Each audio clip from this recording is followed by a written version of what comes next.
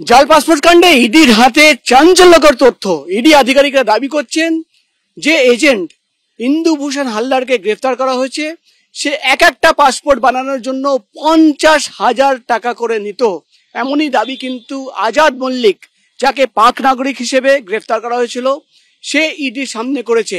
এবং ইডি আধিকারিকরা দাবি করছেন যে তদন্ত করতে গিয়ে এখন পর্যন্ত যেটা জানা গেছে যে ইন্দুভূষণ হালদার, যাকে গ্রেফতার করে দফায় দফায় জিজ্ঞাসাবাদ করা হচ্ছে, তার ঘাঁটি ছিল রুবি হাসপাতালের পেছনে যে পাসপোর্ট অফিস, সেই পাসপোর্ট অফিসের বাইরে। এবং সেখান থেকেই এখন পর্যন্ত যেটা এদির তরফে দাবি করা হচ্ছে 300-র বেশি পাসপোর্ট সে বানিয়েছে।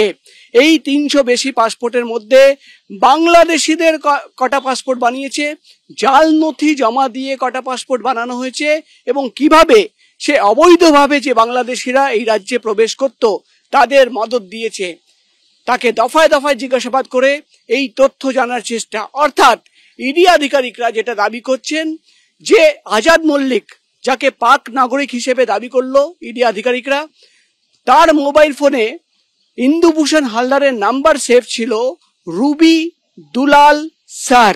তাকে কেন স্যার হিসেবে মোবাইল নাম্বার সেভ করা হয়েছিল, তার কি ভূমিকা ছিল, এবং রুবি হাসপাতালের পেছনে যে পাসপোর্ট অফিস, সেই পাসপোর্ট অফিসের বাইরে যে র্যাকেট কাজ করত, সেখানে আরো কারা কারা অ্যাক্টিভ ছিল।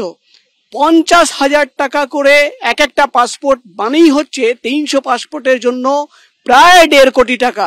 এই 1.5 কোটি টাকা কোথায় গেল, কাদের কাছে পৌঁছে গেল, পাসপোর্ট অফিসের ভেতরে কেউ এর মধ্যে এই র্যাকেটের সঙ্গে ইনভলভ রয়েছে কিনা, সেটাও কিন্তু এখন তদন্তের বিষয়, যার উত্তর পাওয়ার জন্য দফায় দফায় ইন্দুভূষণ হালদারকে জিজ্ঞাসাবাদ করা হচ্ছে। এবং 18 তারিখ যেদিন আবার তাকে কোর্টে তোলা হবে, সেদিন কিন্তু একটা বিস্তারিত রিপোর্ট ইডি তরফে পেশ করা হবে আদালতে। এমনই খবর আমরা ইডি সূত্র মারফত জানতে পারছি।